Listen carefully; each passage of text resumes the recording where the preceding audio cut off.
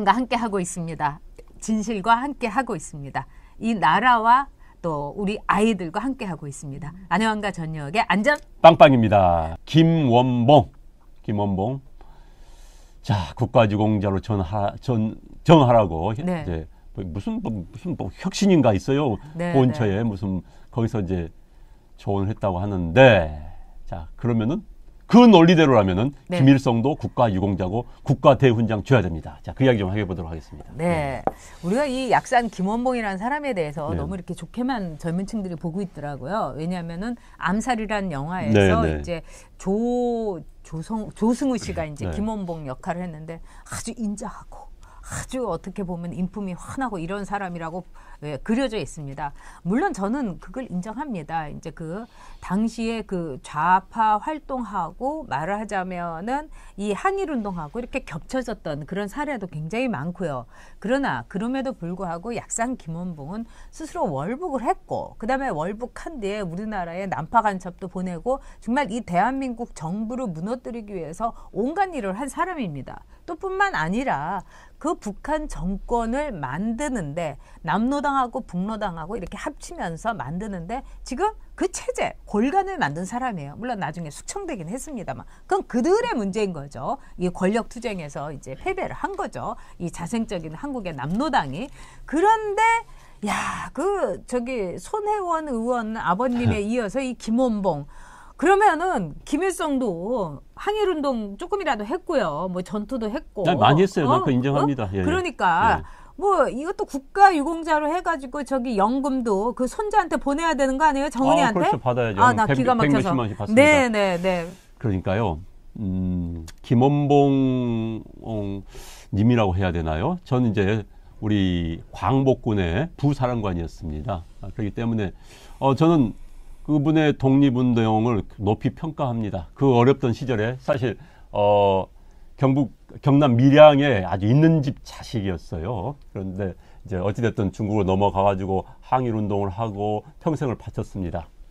그런데 이제 말씀하신 것처럼 북한으로 이제 48년 남북 협상할 때 김규식 선생 월북해서 이제 그 북한 넘어가서 이제 협상하던 그 시절에 같이 가서 눌러 앉아서 이른바 북한 정권 수립에 공헌을 세운 사람인데, 자, 그런데 이제 저는 여기서 문제를 삼고 싶은 것이 김원봉 전 우리 독립광복군 부사령관의 이야기가 아니라 지금 이 국민중심 보훈혁신위원회 권고사항입니다. 난 국민중심이 어디서 나온 이야기인지 모르겠고, 보훈혁신위원회라는 게 이게 좌파 시민단체 사람들, 좌파학자들 들어가 있습니다. 이 사람들 기준으로 만들었는데 앞에 또 국민중심을 만들었어요. 제가 왜 국민중심이라는 것이 얼처구니 없다는 이야기를 하냐면은 이 사람들이 독립운동에 대한 최종적 평가 기준은 1945년 8월 15일 시점이다. 8월 15일 시점까지 독립운동 했느냐 안 했느냐가 중요하다. 자, 이 기준으로 봅시다. 그럼 김일성은 항일 빨치산 했습니다. 솔직히 했습니다. 김일성, 우리가 이제 70년대 80년대는 김일성의 항일 빨치산 부인하는 분위기였죠. 그러나 보천도 이끈 거 맞습니다. 단 북한이 주장하는 것처럼 엄청난 군대의 무슨 사성 장군이 아니라 우리식으로 하면 중대장 한 100명, 200명? 작은 대대급의 그것도 중국의 항일 연군이 있습니다. 중국의 항일 연군 하에서 한 조그만 부대를 이끌었던 그런 사람이 김일성이었어요. 능력이 있었습니다. 러시아로 도망갔어요. 그런데 러시아에서 넘어온 항일 빨치산들을 보니까 그 제일 똘똘한 게 김일성이었어요. 그러니까 김일성을 대의개혁장 주고 붙여서 북한에 보낸 겁니다. 그게 김일성이 다예요. 그러나 어찌됐든 8월 10월 기준으로 본다면 김일성은 독립운동 했던 사람입니다. 45년 8월. 그렇다면 김일성에게도 국민훈장, 대훈장을 줘야 되는 겁니다. 그러나 여기서 우리가 문제가 되는 것은 역사는요, 그 공동체의 공동기억입니다. 그 공동체 구성원의 공통된 기억이에요. 그러니까 현대사는 함부로 쓸 수가 없습니다. 왜? 공통된 기억을 만들어내기가 어려워요. 왜? 누구는 그 사람에 대해서 그 사건에 대해서 부정적일 수 있고 누구는 긍정적일 수 있는 겁니다. 그럼 김일성, 김원봉에 대한 평가가 이루어지려면 우리 다음 세대, 통일된 다음 세대는 그래, 그 시대에 우리가 어두웠던 중간을 잊어버리자. 그러면 45년까지만 이야기해도 된다. 라는 국민적인 공감대, 공통 기억이 형성될 때 그때는 줘도 됩니다. 그러나 지금 이 순간은 우리 국민들의 공통된 기억이 형성이 안 된 거예요. 역사를 쓸 수가 없습니다. 그 상태에서 우리가 누구를 유공자, 누구를 그건 할 수가 없는 거예요. 그래서 현재 독립운동을 하고 임시정부에서 일했던 김구 선생 같은 분, 이런 분들은 또 우리 모두 남한 5천만 국민 모두가 이런 분은 정말 독립유공자였고 우리 정부, 우리들의 삶에 큰 영향을 미쳤다. 좋은 의미로 하니까 우리 유공자 진정하는 거예요. 그러니까 김일성이가 6.25 전쟁 일으켜서 수백만 명에게 피해를 주고 수백 명의 가슴에 못을 박은 그런 사람입니다. 그런 사람한테 국가 유공자를 줄 수가 있습니까? 그래서 이건 무슨 사고방식인지 모르겠지만 기본적으로 대한민국을 한번 흔들어 보겠다. 이 맥락선상에서 이루어진 하나의 자기들끼리의 역사 되찾기 운동을 하고 있는 겁니다. 이건 있을 수가 없는 일이 벌어지고 있는 것이죠. 그리고 이제 저는 이 뭐 국민중심 무슨 회의 거기에 그 구성원들의 말하자면은 그 패밀리 히스토리를 한번 알아볼 필요가 있다고 생각합니다. 바로 어떻게 보면 그런 집안하고 다 연관이 돼 있어요. 사돈의 팔촌인 경우도 있고 직계도 많습니다. 물론 그게 우리 한국 사회에서 매우 가혹했던 연좌제에 정말 그 한을 품은 뭐 이런 것도 있을 수 있겠습니다만 저는 기본적으로 역사 속에서 우리는 역사 속에서 한 톨의 쌀알일 수도 있고 모래알일 수도 있습니다. 근데 가장 중요한 건 뭐냐? 어떤 선택을 개인이 스스로 했는가에 저는 중점을 둬야 된다고 생각합니다. 많은 이 갈등이 있는 나라 또 우리가 역사를 뭐 그리스 로마 시대부터 시작을 해가지고 또 송대라든가 또는 청명대 이 모든 걸 이렇게 볼 때 역사에서는 어떤 선택을 했느냐에 따라서 그 사람의 위치라든가 그 사람의 지위가 결정되는 겁니다. 김원봉은 어떤 선택을 했습니까? 북한에 남았습니다. 그 다음에 김일성은 어떤 선택을 했습니까? 그 다음에 손혜원 의원의 아버지는 어떤 선택을 했던 것입니까? 자, 그 선택은 지금 우리 대한민국 국민들에게 엄청난 상처와 피해와 많은 사람을 상하게 하고 많은 사람의 목숨을 앗아간 겁니다. 자, 박헌영의 남로당이 주로 했던 거는 뭡니까, 여러분? 국가기관시설, 그 당시에 대한민국의 경찰 또는 뭐 군시설이라든가 주요 시설을 공격하고 그거를 파괴하고 이것이 제일 임무였습니다. 자, 그런 점에 있어서 지금 이 정부가 보훈처에서 이렇게 스물스물 일어나는 것은 저는 정말로 이 대한민국의 뿌리를 또 우리 대한민국을 통째로 흔들기 위한 것이다. 이렇게 봅니다. 그리고 저는 이렇게 생각합니다. 각 나라마다 영웅과 뭐 테러리스트의 차이가 있습니다. 우리에게 영웅이고 우리에게 열사라고 불리는 안중근 열사. 일본에서는 테러리스트입니다, 여러분. 하지만 우리에겐 열사인 겁니다. 바로 저는 이 점에 있어서 그 모든 기준을 우리 대한민국의 역사, 우리 대한민국의 진정한 국민, 대한민국을 사랑하는 국민들의 기준에서 나가야 되는 겁니다. 근데 이건 뭡니까, 여러분? 그들의 기준, 저들의 기준인 겁니다. 저는요, 피우진 씨인가요? 본 처장. 처음에 될 때부터 제발 쇼형 인사하면 안 되는 겁니다. 피우진 씨를 보면서 또 전형적인 쇼형이구나. 그렇죠. 쇼형. 네. 스토리형. 네, 스토리형, 쇼형. 네. 국가의 강력급 인사는 정말 그 분야에서 베스트 오브 베스트가 들어가야 되는 겁니다. 쇼하기 위해서 쇼인도 만드는 게 아니에요. 그런데 자꾸 이 정권이나 또 역대 정권도 마찬가지입니다만 광요를 쇼인도 포장용으로 만드는 거 그건 아닌 겁니다. 포장용은 아닌 그렇습니다. 거예요. 그런데 피우진 씨를 보면서 저 사람이 조직장을 할 것인가? 아니야 다를까 이제 외부에서 만든 무슨 위원회니 끌려다니는 겁니다. 게다가 전 보훈처 공무원들 보면서요. 정말 답답했어요. 또 한편은 화가 났습니다. 박승춘 전 보훈처장이죠. 네. 보훈처장을 때려잡기 위해서 이것저것 해도 너무합니다. 직전까지 자기들의 보수로 모시는 사람을 때려잡기 위해서 온갖 특입 잡고 그 양반이 월남전 유공자예요. 그럼요. 그래서 이제 그 유공 신청을 했더니 보훈 대상자 신청을 했더니 몇 개월 동안 질질 끈 겁니다. 그게 말이 됩니까? 나는 그래서 이 보훈처 공무원들 반성해야 됩니다. 그리고 줏대 있는 공무원 나서야 되는 거예요. 이건 아니다. 보훈은 이렇게 하는 거 아니다. 게다가 이번에 우리 군인들 국가에서 바친 군인들 가운데서 10년 이상 20년 미만인 사람은 우리 국립묘지에 안장을 안 시키겠다? 말이 안 되죠. 이게 말이 됩니까? 게다가 뭐 민주화 운동한 사람들 넣겠다? 아니 좋아, 민주화 운동하면 좋아요. 그런데 지금 민주화 운동 묘지가 있습니다.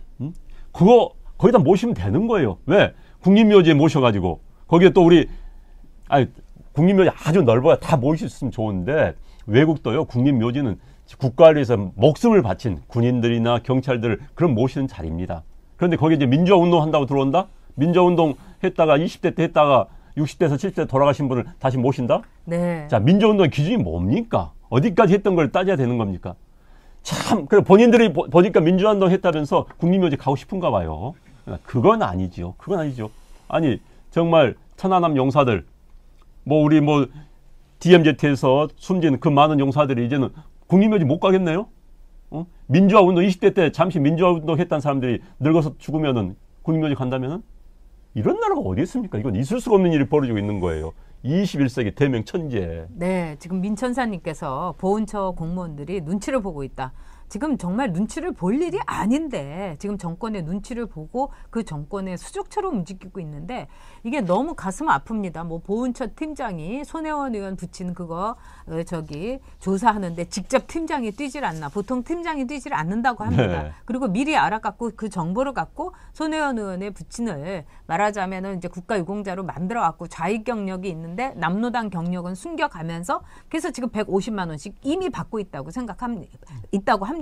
근데 이거는 진짜 자유한국당이 꼭 파헤쳐가지고 재심을 해가지고 이거 다 토해내게 해야 됩니다, 여러분. 그 돈이 우리 돈입니다. 네. 그리고 엉뚱한 사람에게 정말 아까 우리 여기 자주 들어오시는 조 선생님께서 5천 원 받았다고 네. 부모님께서 그런 말씀하시면서 유공자인데도 불구하고 이게 피를 토해내는 말씀을 하셨는데 자 남로당 좌익 경력자에게 150만 원을 제 세금으로 줘야 된다는 생각을 하면은 제가 피가 솟구칩니다. 그리고 이제 문석탄님은 아까 그러셨어요. 이 와중에도 문재인 지지율은 올라간다. 근데 한번 보실 필요는 있습니다. 이번에 보면 지지율이 46%로 올라가긴 했는데 잘 못하고 있다가 부정평가가 50%가 되고 있습니다. 그렇기 때문에 이미 부정평가가 넘어서서 그리고 30대들이 엄청나게 이탈하고 있다고 합니다. 이거는 굉장히 심각한 거죠. 그러니까 너무 속 안 상하셔도 됩니다. 이제 30대도 이제 민낯을 본 것이죠. 그렇죠. 그러니까 결국 이제 네. 국가 운영자는요, 능력입니다. 그 사람이 얼마나 능력이 있는가. 상관없어요. 능력만 있으면 되는 겁니다. 그래서 능력 국민들 배불리게 만들고 국가 부강하게 만들면 되는 거예요. 근데 이 사람들이 한계가 보여지니까 말로만 벌어먹고 살던 사람들 한계를 보여주는 겁니다.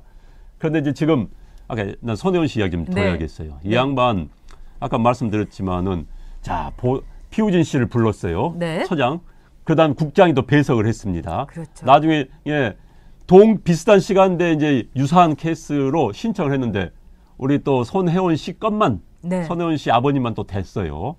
또 대통령이 딱 직접 전달할 때 손혜원 씨 어머니한테만 또 전달했어요. 그 많고 많은 사람들 가운데서 이게 손혜원 씨가 아니었다면 그런 우연의 우연이 겹칠 수 있겠습니까? 아까 어떤 분이 말씀해 주셨어요. 보훈 대상자도 백으로 하나? 백으로 한 겁니다. 엄청난 국회의원 백으로 한 것이죠. 그래서 그런 부도덕한 일을 해놓고도 지금 큰 소리를 빵빵 치고 있는 전 여기에 분노합니다. 우리 같으면요. 이게 제일 화가 나요. 우리 같으면 정말 있으면 조용히 있으면서 자 그러면 취소해 다오. 그러니까 다른 분들 다 됐을 때 그럼 같이 다시 심사해 다오. 이게 정상인 겁니다. 그렇죠. 그런데 떳떳이 받겠다. 그렇죠. 그런데 자기는 아무 잘못한 거 없는 것처럼 물어보지 말래잖아요. 아버지 얘기는 하고 싶지 않다고. 나는 도무지 이해가 되지 않고. 저는요 거기서 그런 말을 그대로 듣고 있는 기자들도 한심해요. 아니 우리 여기까지 오라고 하면서 도대체 답을 안 하면 어떡하냐고 막 따졌어야죠. 제가 기자라면 그렇습니다. 근데 요즘 기자들은 왜 이렇게 기운도 없고 요즘 기자들은 기자 정신이 없는 거예요. 지난번에 정말 근거 없는 자신감이 어디서 나오냐고 문재인 대통령한테 물었던 김혜령 기자가 정상입니다. 그게 기자예요. 그런데도 그냥 그렇게 얼마나 지금 그냥 김혜령 기자를 그냥 얼마나 곤욕을 치르게 했으면은 이게 이제 그래서 우리가 무서운 나라다 이렇게 얘기를 하는 겁니다. 정말 김일성을 국가유공자로 만들겠다는 정말 이 김홍범도 국가유공자. 저는 이 점에 대해서는 우리 국민의 선택을 갖고 얘기를 해야 된다고 봅니다. 자, 이제 이 논리대로 하면요. 자, 우리 김정은도 돈 받고 또 김일성은 국가대원장 받고 뭐 북한에 가 있던 김두봉이 다 받습니다. 그런데 이제 게다가 민주운동에 했던 사람들 국민묘지 모신다고 하면 임종석 씨 다. 그러니까 아까 어떤 분이 해주셨어요. 깜빵 갔다 온 게 기준이 될까? 그러면 이제 지금 있는 분들 전부 국민묘지 가시겠네요. 참 좋으시겠습니다.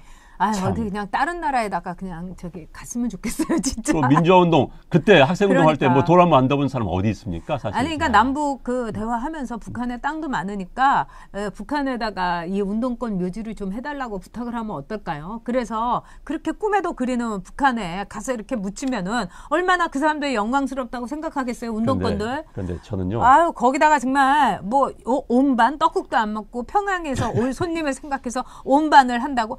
아, 저도 이북 사람인데요. 저희 집에서 온밤 먹습니다. 근데 앞으로 진짜 온밤 젖대를 안 먹을 거예요. 저 떡국만 끓여 먹을 거예요. 근데 북한에 아, 가서 묻히기 정말. 전에 한 1년이라도 살아보고 묻혀야 돼요. 그렇죠. 살아보고 북한 가서 네. 한 10년 동안 한번 노동 한번 해보고 착취 당해보고 정말 김일성 얼굴 에다 앞에 저처럼 감기 나와 갑자기 앞에서 가래를 확 뱉었어요. 김일성 사진 앞에서. 그랬더니 정치범으로 깜빡 한번 가보고 그러면 아 좋은 나라구나 이것이 아이고 여기서 묻혀야겠네 이야기 나올 겁니다. 네. 아니에요. 저는 그냥 모른 채 그냥 묻혔으면 좋겠어요. 얼른 저기 이 우리의 세금으로 한 국립묘지 현충원 여기 그냥 더럽히지 말고 그냥 북한으로 그냥 보내요. 무슨 저기 노동을 시켜도 거기 가서 하면 또 시끄럽게 굴고 이거 그냥 산채로 온다고 하면은 싫어할 거예요. 정은이가. 금방 돌아옵니다. 금방 돌아와서 한 이야기 먼저 할 거예요. 한 1년 네. 있다 금방 1년도 아니에요. 한 2, 3주 있다 들어옵니다. 내가 할 일은 남조선에서 더 많습니다 하고 내려옵니다. 옛날 목사 하나 그랬어요. 미친 목사. 아이고 정말 자. 이상한 그 목사들도 제가 보기엔 제정신 아닌 진짜 목사들이 아닙니다. 아, 그럼요. 북한의 현실을 보면은 그런 말 못하지요. 네.